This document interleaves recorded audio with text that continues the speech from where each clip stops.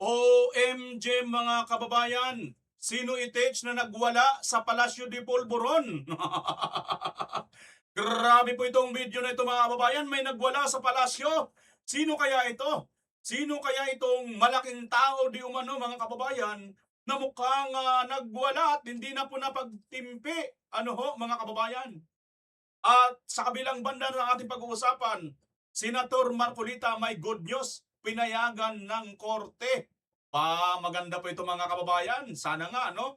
Saan kaya siya pinayagan? Yan po ang ating aalamin mga kababayan. At ito pa, ano ho? Grabe ang pasabog ni Attorney Vic Rodriguez. Ito pong witness, nako po, nahaharap pala ito sa patong-patong na kaso. Aba, mukhang ano ito, Madriaga 2.0? Aba, yan po ang ating aalamin sa buong bidyong ito. Kung inyo pong patatapusin, katulad po ng kahapon, pinatapos nyo po, marami akong nakita at nabasa sa comment section, na pinatapos nyo po ang video natin kahapon. Maraming salamat, good job po sa inyo. Ngayon po, patapusin nyo rin po ito dahil kinalap po natin, ni-research po natin at isasalang natin dito sa inyo ngayon. Paki-share na rin, paki-like at paki-subscribe sa mga hindi pa nakapag-subscribe. Wala pong bayad dito. Maraming salamat kabayan. Tuloy na po tayo sa mga detalye ng ating pag-uusapan. Ito po muna si Senator Marcolita. Kumustahin natin ang kalagayan ng Senator Marcolita mga kababayan. Ito po siya. Huwag po kayong mag-alala. Alam naman po ninyo ang patakaran sa atin. Lahat ng pagsubok po ay dadaan sa ating buhay. Pero hindi po dahilan yan para panghinaan tayo ng loob. Meron pong Diyos na nakabantay sa ating lahat. Ang katwiran po ay palaging mananay kahit na medyo magtagal po. Huwag po kayong mag-alala. Alam naman po ninyo ang patakaran sa atin. Lahat ng pagsubok po ay dadaan sa ating buhay. Pero hindi po dahilan yan para panghinaan tayo ng loob. Meron pong Diyos na nakabantay sa ating lahat. Ang katwiran po ay palaging mananay kahit na medyo magtagal po. Saludo ako dito kay Senator Marcolita mga kababayan. Alam naman po natin na may kakayahan naman po siya na, 'di ba? Katulad nga ng ginawa ni Lacson noon, nagtago din naman 'di ba? Yung senador si Lacson noon, di rin naman nagpahuli mga kababayan, 'di ba? Pwede naman 'yun eh. Kaso nga lang mga kababayan, siyempre, hanga po tayo dito kay Senator Marcolita, kung mga abogado, hindi niya po ito ginawa. Dahil nga po sa siguro, naiisip niya mga kababayan, ay baka mas lalo lang lumala ang magiging sitwasyon kung sakasakaling gawin niya po ito. So, good job pa rin Senator Marcolita at marami pa rin mga kababayan natin ang naghihintay at nagmamahal sa inyo. Kaya wag po kayong mag-alala sapagkat ang ating taong bayan ay patuloy pong nakasuporta sa inyo. Bagamat hindi po mga kaanib or member ng INC tulad po sa atin, dahil po sa ipinaglalaban ni Senator Marcolita, lalo na nga itong ghost project or flood control corruption, support, all-out support po tayo. Aside from, kailan po ang tumayo at nanindigan para sa tabi or sa panig ni VP Inday Sara, mga kababayan. So, pagaling po kayo, Senator Marcolita, no? Anyway, ito pa po yung ibang balita tungkol kay Senator Marcolita, mga kababayan. Para sa update, no? Sa iba naman balita, tinitignan ngayon ng PNP Health Services kung kailan sumailalim sa medical rehabilitation si Senator Rodante Marcoleta. Samantala, naisilbi na rin sa senador ang isa pang panibagong arrest warrant ng Sandigan Bayan. Karagdagang detalye sa live report ni Vic Somintak. Vic. Ali, hindi pa madidischarge sa Philippine National Police General Hospital si Senador Rodante Marcoleta. Ayon sa pahayag ng PNP Health Service, mayroon pang mga resulta ng laboratory at mga medical examination ang hinihintay. Wait lang mga kababayan i-update ko lang kayo, ito 14 hours ago. So kahapon pa po ito. Mayroon po tayong latest ngayon. I-share ko po sa inyo yung latest ngayon para malaman po ninyong lahat about dito kay Senator Marcolita. Ituloy muna natin ito kay Senador Rodante Marcoleta. Kaya mananatili pa rin siya dito sa PNP General Hospital. Hindi pa makakalabas ng Philippine National Police General Hospital o PNP-GH si Senador Rodante Marcoleta dahil patuloy na inobserbahan ang kanyang medical condition. Sinabi ni Dr. Lieutenant Colonel Bellany Bayani ng PNP Health Service ng PNP-GH na maliban sa mild pneumonia, degenerative disc disease, nakita sa laboratory test na mataas ang antas ng kanyang bad cholesterol. Ganon din hinihintay ang resulta ng 2D echo para malaman ang kondisyon ng kanyang puso. Sa ngayon po, nag-aantay pa rin po tayo ng official result po ng 2D echo. Yung mga laboratories na po, meron na po tayo, and ang findings lang po natin doon is dyslipidemia. So for now, yung 2D echo na lang po, yung official result na lang po ng 2D echo, yung inaantay po natin. Ayon kay Dr. Bayani, nakapagsumiti na ang PNP-GH sa Sandigan Bayan ng initial medical report ni Senador Marcoleta para sa evaluation ng anti-graft court na nag-issue ng arrest warrant ng senador sa kasong plunder at indirect bribery. Diliwanag ni Dr. Bayani na sa sandaling lumabas na ang lahat ng laboratory at medical test ni Senador Marcoleta, hihintayin na magiging rekomendasyon ng rehabilitation doctor ng PNP-GH kung isa sa ilalim ang senador sa medical rehabilitation. Nag-aantay pa po tayo ng mga laboratories, mga further exams pala. Laboratories meron na further exams po sa kanya. Dahil may mga and further assessment po. Hindi naman, although inano po namin, advice namin for bed rest, pero hindi naman po siya yung sa kung critical condition ng gusto niyo malaman. Hindi naman po. Binigyang diin ni Colonel Bayani na Sandigan Bayan pa rin ang magdidesisyon kung ano ang gagawin kay Senador Marcoleta sa sandaling matapos na ang comprehensive medical examination ng PNP-GH sa health condition ng mambabatas. Idinagdag ni Dr. Bayani na hindi naman nakaapekto sa kondisyon ni Senador Marcoleta ang nangyaring brownout sa PNP-GH dahil sa pagputok ng power transformer sapagkat mayroon namang backup na generator power supply ang hospital. Samantala, kinumpirma ni PNP-CIDG NCR Director Colonel John Giagi na naisilbi na ng Sandigan Bayan Sheriff ang arrest warrant kay Senador Marcoleta at dating Congressman Mike Defensora sa paglabag sa Presidential Decree 46 o pagbabawal ng pagtanggap ng anumang regalo, cash o in kind na isang bailable offense. Paggabi ay naglabas ng media advisory yung Sandigan Bayan, no? That arrest warrant was issued by the 4th Division for the violation of PD 46 against Michael Defensor and Senator Rodante Marcoleta. And it is a violation of PD 46 bailable at 30,000 each. Samantala, Ali, ngayong hapon ay pinayagan ng PNP Criminal Investigation and Detection Group si Senador Robin Padilla para personal na bisitahin si Senador Rodante Marcoleta sa loob mismo ng Philippine National Police General Hospital.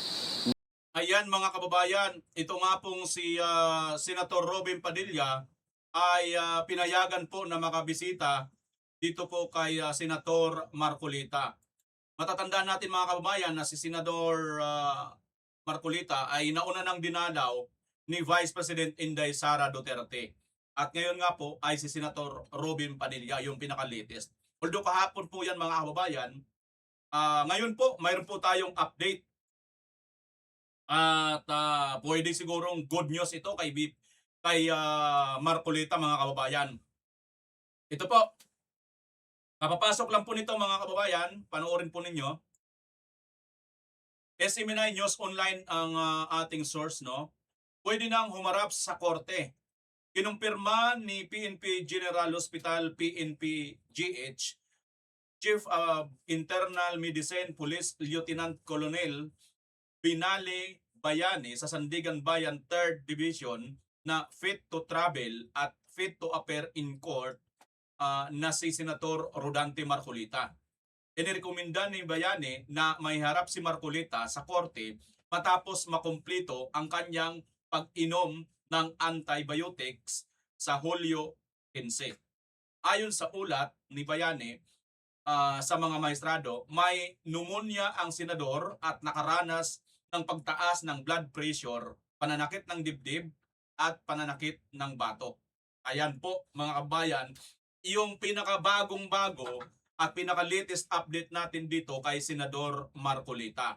Ibig sabihin mga kababayan, kahit papaano may good news na po tayo dito kay Senador Marcolita sapagkat pinayagan na po siya ng korte. Ibig sabihin, maayos na po ang kanyang kalagayan or pinayagan na po siya ng doktor. Ibig sabihin kahit papaano, maayos na ang kanyang kalusugan. Pwede na siyang magbiyahe. Now, ang tanong natin mga kababayan, saan ba mas gusto natin maka-attend itong si Senator Marcolita? Di ba mga kababayan, dito nga sa impeachment, nang sa ganon, makapag-cross-examine din naman siya. Makapagbigay din naman ng kanyang mga paglilinaw. Katulad po nitong ibang mga senador, si Senator Robin Padilla, napakaganda ng pasok, no? Napatunayan dito sa tanong ni Senator Robin Padilla, na bagamat hindi abogado, ay napakahusay ng pagtatanong ni Senator Robin Padilla kasi lumabas sa sagot nung tinanong niya itong witness, mga kababayan, na hindi talaga siya yung mismong may-ari, no? Pagkos ni-record lang po niya ito via third party. Ibig sabihin, mga kababayan, hindi po ito yung original na video na hawak nila. At ayon po sa ating batas, malinaw yan mga kababayan, na una na nating nireaksyonan, panoorin nyo na lang sa yung unang araw ng impeachment.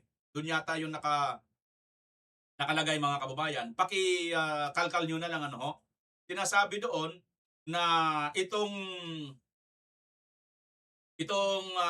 photocopy or Xerox copy, kung pwede ito kung walang genuine question. Kini-question nga ng may-ari. Diba? Kini-question nga. So, paano ito na-acquire? Sinerox.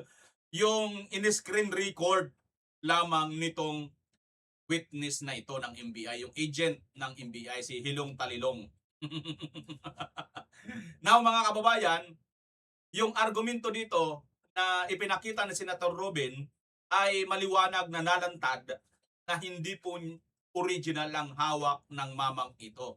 Kasi dapat ang may-ari, ang original, it's either isa doon sa mga nandoon mismo, nagkuha mismo. Halimbawa ako, di ba dati, nag-i-interview tayo kay Senator Rodante Marcolita. Napanood nyo yun sa St. Luke's, di ba? Kay VP Sara, minsan na-interview din natin, minsan na ano rin natin sa Davao. Di ba? Yung video na yun yung original, mga kababayan. Halimbawa, kung nandun din ako, nagtanong din ako dun sa Zoom meeting na yun. Ako, binidyo ko. Yun yung mga original. Hindi yung hawak lang ng NBI. Okay? Para bang ikaw, halimbawa ngayon, nag-video kayo ng kaibigan mo, in-interview mo yung kaibigan mo, tapos in-upload mo. O kaya naka-live. Kahit anuman, nag-usap kayo. Sino may hawak ng original? Ikaw.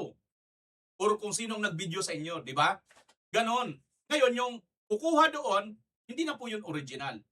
Pwede na po yun maaring matampered, maaring kung ano na po ang magawa doon, ma-edit. Di ba? Kaya nga maliwanag ang tanong ni Senator Robin, bagamat hindi abogado, napakahusay. Tinanong niya yung raw video. Yung raw. Ibig sabihin yung hilaw, yung wala talagang edit. Correct? So, good job talaga sa Senator Robin, mga kababayan, doon sa kanyang ginawang pagtatanong doon sa witness na yon. Okay? Hindi katulad kay Hunta Virus, mga kababayan, ako, sabla yung mga pagtatanong. So, ito nga, si Senator Robin na hindi naman abogado, pero napakahusay magtanong, what more kung si Senator Marcolita, di ba? Di mas lalong kaabang-abang kung si Senator Marcolita na ang magtatanong. Di taob na sila lahat. Baka kaya mga kababayan, ayaw talaga nila kasi nga, mas lalo silang magbumukhang mga tanga yung mga kasamang senador ni Senator Marcolita. Gets nyo mga kababayan? Yung isa nga naglalaro na lang yata Nagbabrowse-browse na lang sa kanyang cellphone, di ba? Abang ongoing yung impeachment trial.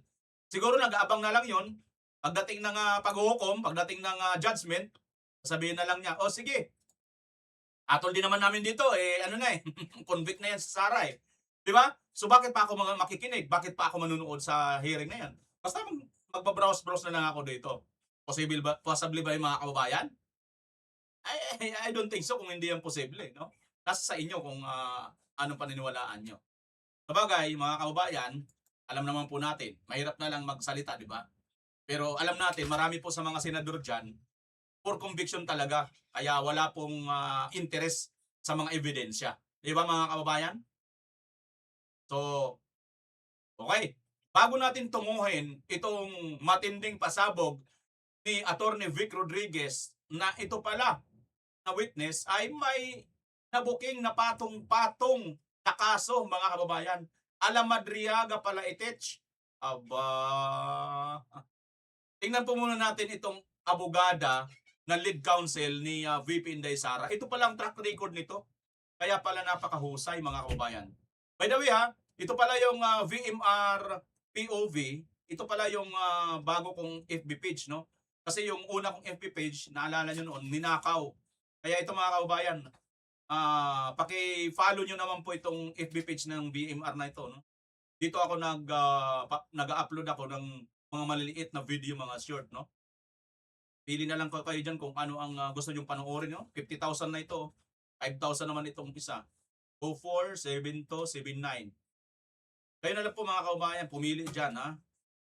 Basta yan, yun yung mga maliliit na clips, yung maliliit na reaction natin, nandyan na kaagad. Okay? So, tingnan nyo po itong abogado, mga kababayan. Kaya pala napakahusay. Ito pala ang, sino ba ang kanyang ama? Ito pala ang kanyang ama, mga kababayan, no? Like father, like daughter.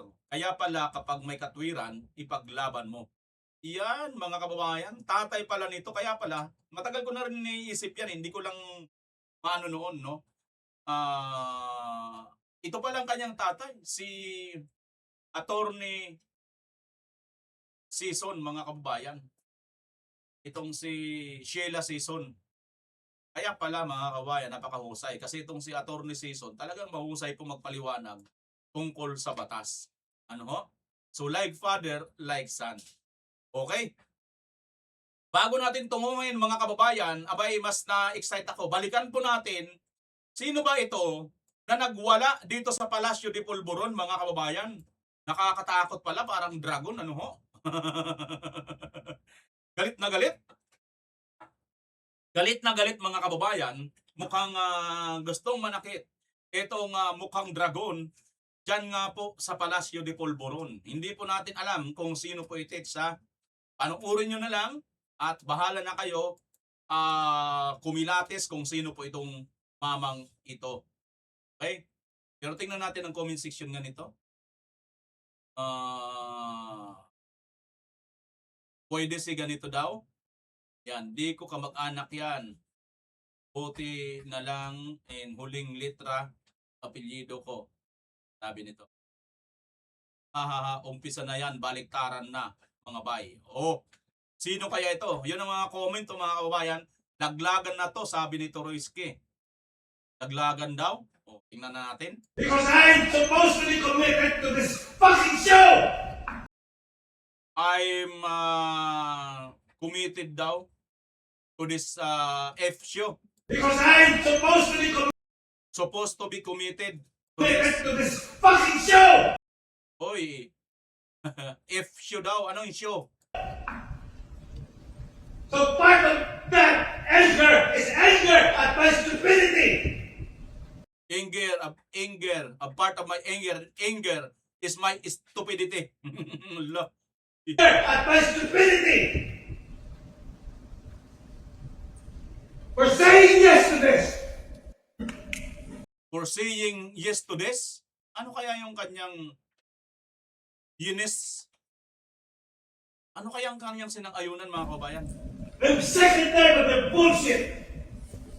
And I'm sick and tired that I have to do it anyway!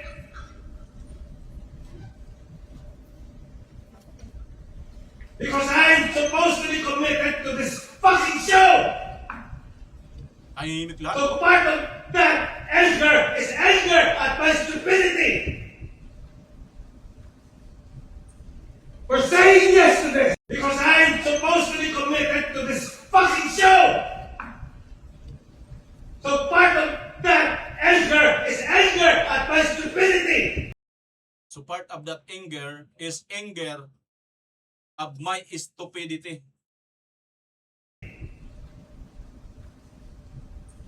For saying yes to this.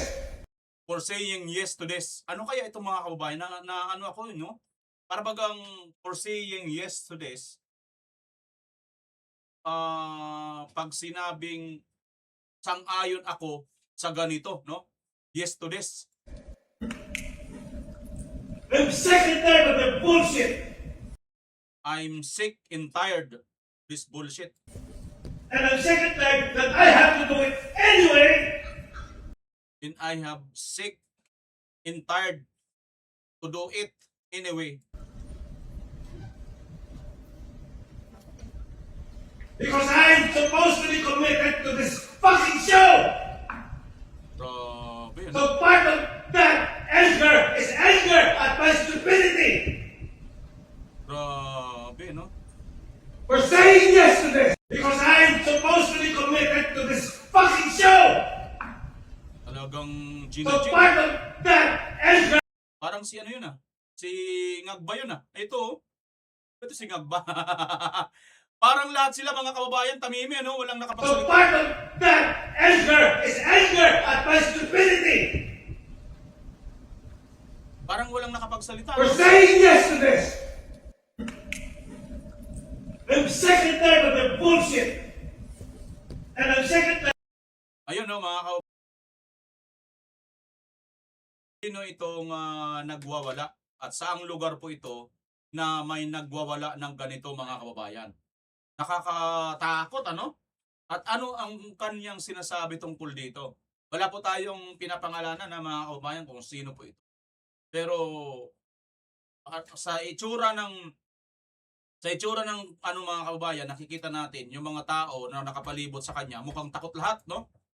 Mukhang tamimi lahat. Walang nakapurma, wala man lang nakapagsalita, no? Walang nakapalag. Wala mga kababayan. Oh? Lahat ginuhanan ng camera, lahat ng mga tao, walang nakapalag. Tamimi ang lahat. Ano kaya ito? Sino kaya ito na taong ito? Medyo malabo mga kababayan, di ba? Malabo eh. Hindi natin alam kung sino ito, no? May mga naghinalan ito na ito daw ay sa Palacio de Polvoron, ano ho? Sabi nga dito ni Torres K. Sniper, laglagan na to. Pwede si Lagda maging leading man ni Don sa comeback movie niya. Pamagat, fucking shoe. Sabing gano'n, no? Si Koke Director. Bimbangan pala yan, sir. Sabi naman ni Natawa ako sa title mo. Sabi na. Kasi yan ang uttered ni Lagda. Committed siya. Oh. Yan mga comment mga kababayan. Di ko kamag-anak yan. Buti na lang ang huling litra ng apelyido ko. Sabi. Si Lagda ba to? Umpisa na yan. Baliktaran ng mga bay. Sabi ni Robert Sisista. So, nag-umpisa na daw, baliktaran na daw ito mga bay, umpisa na daw ito, mga kababayan. Ano kaya yan na nagbabaliktaran na? Ano kaya ito mga kababayan na tila may baliktaran na? Ay, grabe. Grabe mga kababayan. Mukhang ito na kaya ang tamang panahon ng pagsasaya. Mukhang mga kababayan nagkakahetot na sila. Ay. Eto. Iwan na po natin yan. Punta na po natin itong si Hilong Talilong. Sabi dito, so ito si Agent John Marquez Canilong, yung nagpanggap na expert, ay naharap sa patong-patong na kaso. Ang kaso niya ay hindi biro-biro. Arbitrary detention, delaying release, search warrants, maliciously obtain and abuse in the service of those legally obtained, searching domicile without witness, falsification by public officer, employee or notary or ecclesiastical minister, perjury, robbery. Ako'y may robbery pa, may extortion, may theft. Pag nananakaw, pag-hold up, pangingikil, pagsisinungaling, di ba? Ayun, no, mabigat ang kaso na ito ayon kay Attorney Vic Rodriguez. OMG ka diha. Ito mga kababayan, no? Patong-patong na kasong kriminal ang di umano'y nakasampa sa korte laban kay Talilong. Ayon sa isang pahayag ni Attorney Vic Rodriguez. Ito po mga kababayan, no? 1. Violation of Article 124, arbitrary detention. 2. Violation of Article 126, delaying release. So 8 ito mga kababayan.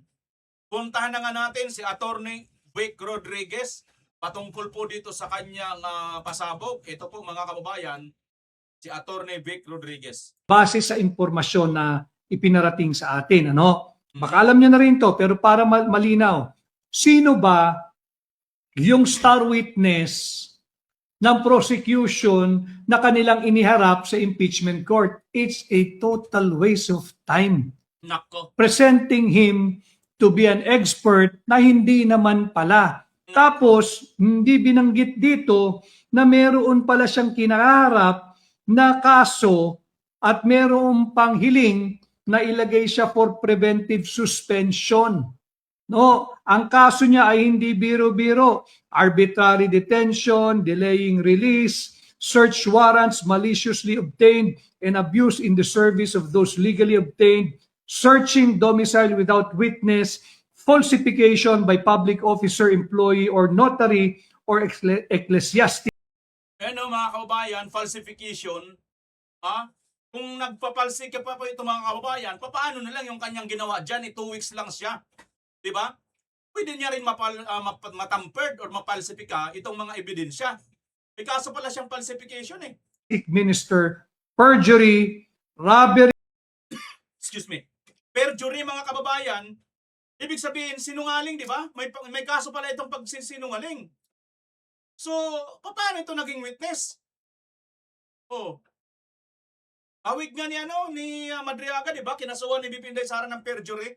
Witness, falsification by public officer, employee, or notary, or ecclesiastic minister, perjury, robbery, extortion, theft, pagnanakaw. Mabigat ang kaso nito. It goes into the very character of the person presented to be an expert witness. Na gustong palusutin na siya ay eksperto at yung kanyang testimonya kahapon ay nagkabutas-butas na. Wasak ang prosecution sa sarili nilang opensa. Yung military and other law enforcement offices, yung Wasak mga kababayan yung prosecution sa sarili nilang opensa. Ibig mong sabihin, Atty. Vic Rodriguez, yung witness na ito, siya mismo ang nagpahamak dito kay sa prosecution or dito sa kampo ng mga kongresista. Dahil ito pong witness ang kaso. Ombudsman Muleo, MOLEO. Ibig sabihin po ng MOLEO, military and other law enforcement offices. Tingnan ninyo kayo na po ang humusga. Wala ako sasabihin, kayo mahumusga. Ang reklamo laban sa kanya, isang joint complaint affidavit with motion for preventive suspension. Nako. No? Ito yung kanyang kasong kinaharap. Criminal case, ang criminal case na kinaharap ni Hilong Talilong ay violation of Articles 124. Ano ba yung Article 124 ng Revised Penal Code? Ito yung tinatawag na arbitrary detention. Mabigat na kaso yan, arbitrary detention. Meron din siyang violation ng Article 126. Ano yung Article 126? Delaying the release ng isang taong under detention at violation of Article 129. Ano po yung 129? Yung search warrants. Pakinggan ninyo Search warrants maliciously obtained and abuse in the service of those legally obtained. Seryosong kaso ang kinakaharap nito. nitong hilong talilong na si Agent John Mark S. Calilong. And ito Hilong talilong mga kababayan, seryoso palang mga kaso mo. Ayon kay Attorney Vic Rodriguez. itong si Calilong nahaharap sa kaso, ang daming aligasyon dito. Meron din siyang violation ng Article 130 of the Revised Penal Code. Anong kaso yan? Searching domicile without witness. Bawal ho yun. Kasi pag may nagpunta sa inyong tahanan, pulis, kinakailangan yan bago nyo papasukin upang gampanan yung pagsisearch ng inyong tahanan or premises, merong testigo. Oh. Kinakailangan yung barangay captain, yung barangay kagawad, kung pwedeng may pari dyan sa tabi ng bahay nyo, may simbahan, pakiusapan yung pari. Kinakailangan mayroong testigo bukod doon sa magpapatupad ng search warrant. Bakit? Bakit? Upang maiwasan yung pag-aabuso. Upang Ayun. maiwasan yung paglabag doon sa linalaman ng search warrant, sapagkat yung search warrant, malinaw doon, tukoy dapat doon. Ano lang bahagi ng inyong pamamahay ang dapat nilang halugugin? Ano lang ang kanilang hahanapin o hinahanap? Hindi pwedeng open search warrant yan. Malinaw dapat sa search warrant, tukoy dapat yung lugar sa inyong opisina, sa inyong warehouse, sa inyong pamamahay, kung saan man kayo, kung ano lang ang kanilang hahalugugin at ano ba ang kanilang hahanapin. Kaya importante na may testigo dyan. So itong si Agent Hilong talilong. John Mark S. Calilong, yung nagpanggap na expert, ay nahaharap sa patong-patong na kaso, pati Article 171, falsification by public officer, employee, or notary, or ecclesiastic minister. Nako. Violation of Article 183, perjury. Ito mabigat. Violation of Article 294, Paragraph 5, robbery, extortion, Robbery no? extortion. And Article 308. Yung robbery extortion mga kababayan, madalas to natin naririnig ano? Ito yung hold up na may pangingikil, di ba? Hold up, may pangingikil. Parang kadalasan ito dun sa mga kalsada nangyayari, ano? Robbery extortion. Theft, pagnanakaw. Pagnanakaw. Ito po'y lahat nasa ilalim ng ating revised penal code at Section 4 of Republic Act number 7438. Para lang alam ninyo, Pang-extort, pangingikil mga kababayan. Hold up, robbery, di ba? Hold up. Tapos yung extortion, pangingikil. Aba, nangingikil pala itong taong ito mga kababayan. Ang dami palang kaso nito. yung pagkatao nitong nagpapanggap, nagkaroon ng 2 linggo. 2 linggo Oh. na seminar o 2 linggong pag-aaral, ni baka nga hindi 8 hours a day yung 2 linggong yun eh. Malamang. Pinapalusot na siya ay isang eksperto. Oo. Nandito yung kanyang kaso. Final ito Kailan? February 27, 2026. Naku, bago lang pala mga kababayan, no? February 27, 2026. Ngayon lang ito. Abay, nako. Alam niyo kung ako yung mag-a-analyze dito mga kababayan, no? Aba ito ano ko lang naman ha, analyze ko lang, hindi ko naman sinasabing ganito ang mangyayari or kanilang gustong mangyari. Sa tingin ko lang, katulad ni Madriaga mga kababayan, kahit anong ipagawa mo dyan dahil sa bigat ng mga kaso, abay gagawin talaga ito. Ano? Ganun man din ito. Patong-patong ang kaso nito, 8 na mga mamibigat na kaso. Abay, o pwedeng pang ano sa kanya yan, pang bargain, pang takot. O sige, ayaw mo sumunod sa amin? Aba tapos ka dito. Sa dami nitong kaso na to, may kulong ka dito. Anong pipilian mo? Sumunod ka sa script, sa amin, o makulong ka? Kayo na sumagot mga kababayan kung kayo halimbawa nang sa kalagayan ni Calilong na patong-patong palang kaso, 8. No? Kayo na sumagot mga kababayan. Na seminar o 2 linggong pag-aaral, ni baka nga hindi 8 hours a day yung 2 linggong yun eh. Pinapalusot na siya ay isang eksperto. nandito yung kanyang kaso. Final ito February 27, 2026. May file ito February 27, 2026 at 3 p.m. 3:52 p.m. No, malinaw 'yan. Na-receive ito sa Office of the Ombudsman Assistance Center sa Pasay base sa impormasyon na ipinarating sa atin, ano? Baka alam niyo na rin 'to, pero para malinaw, sino ba yung star witness ng prosecution na kanilang iniharap sa impeachment court? It's a total waste of time. Presenting him to be an expert na hindi naman pala. Tapos, hindi binanggit dito na meron pala siyang kinaharap na kaso at meron pang hiling na ilagay siya for preventive suspension.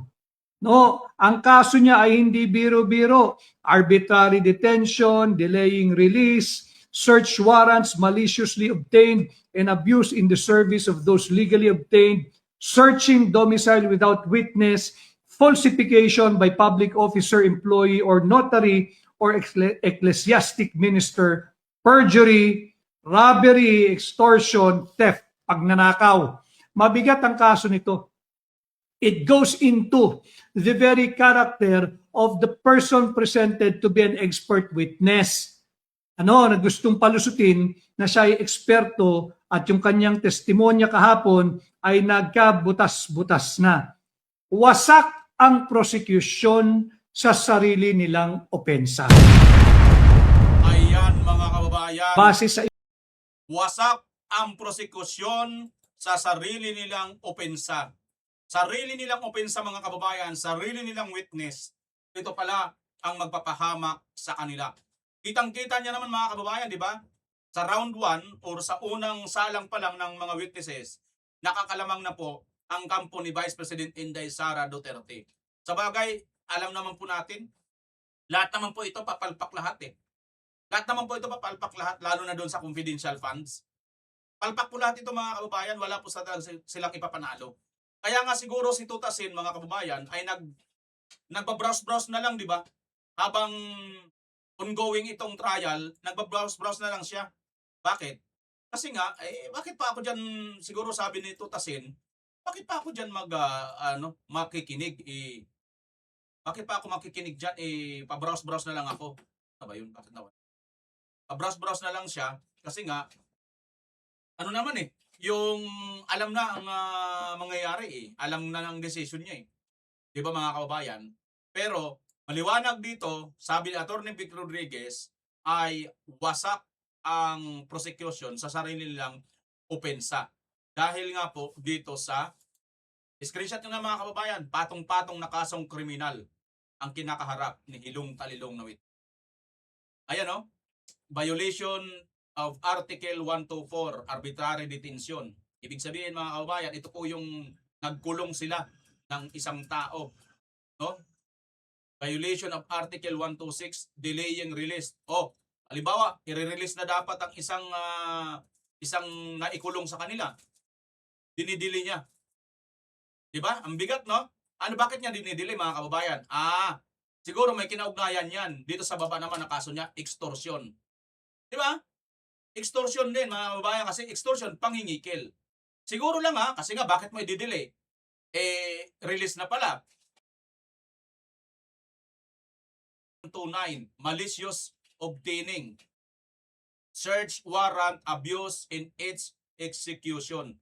Ibig sabihin mga kababayan, wala itong sinamang barangay captain, barangay tanod, or saksi, pare, kung sino man, na ito po ay mag-research or mag-search sa isang lugar, no? Sari-sarili lang niya, sulo-sulo lang niya.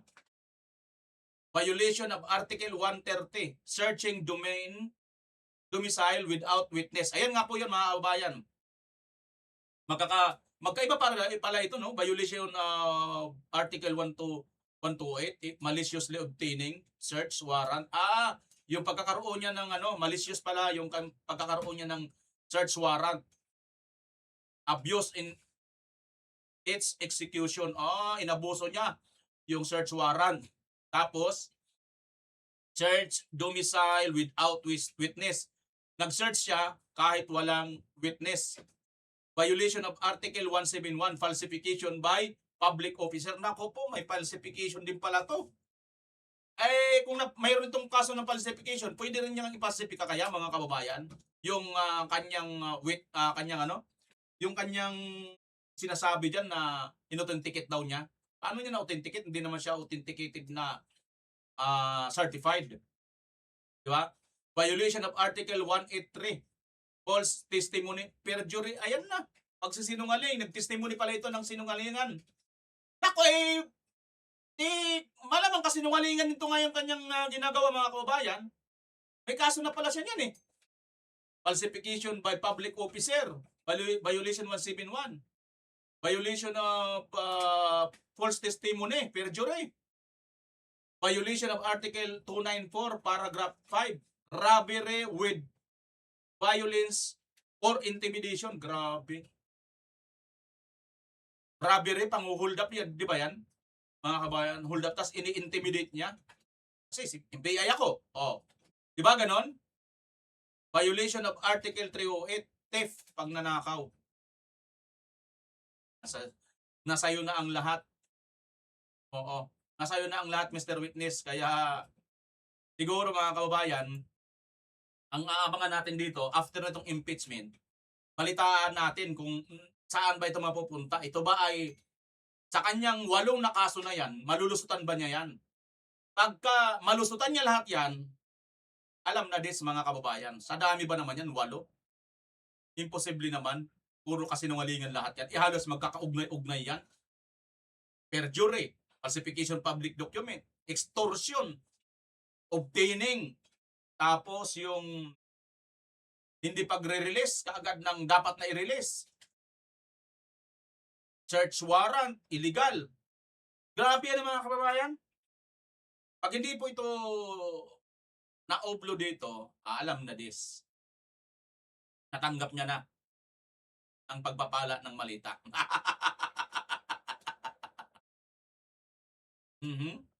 Kayo, mga kababayan, masasabi ninyo. Ito pa. Panoorin natin. Can I object to that, Your Honor, please? I'm asking, sir, it makes sense, Your Honor. Argumentative counsel, move on. Mutuo proprio, sir, means... Oh, no, objection. You cannot lecture, counsel. This is Sir, what does cross-examination. you mentioned mutuo proprio. What does it mean? Even without a complainant, we started the investigation, sir. Are you sure, sir? Oh, argumentative. Are you sure, I- sir? Move on, Are counsel. you sure, move on. sir? How...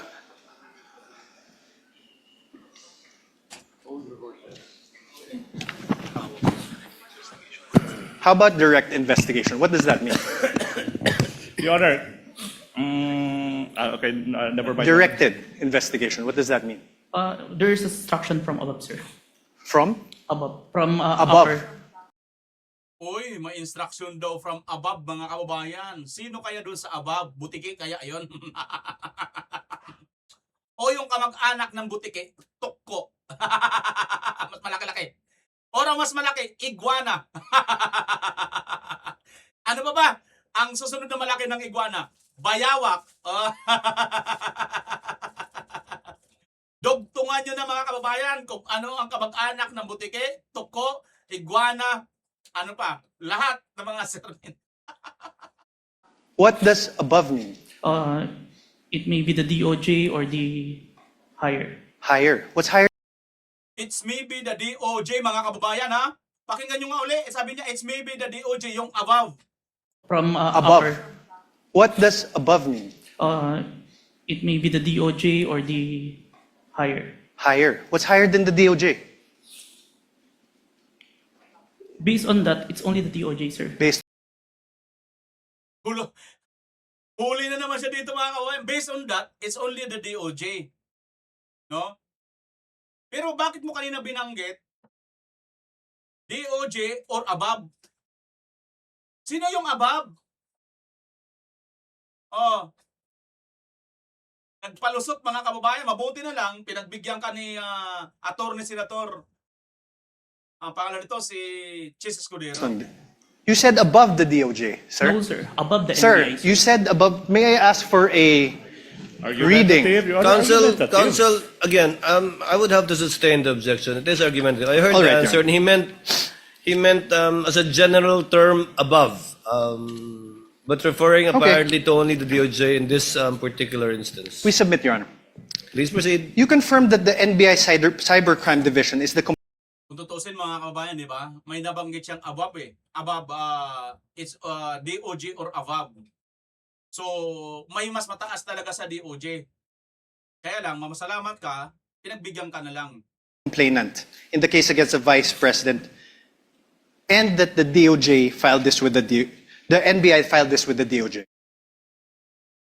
Ayan mga kababayan. So, dito, booking na booking po itong witness na ito, no? Booking na po siya mga kababayan at hindi niya po kaya po nga. Ito po yun, no?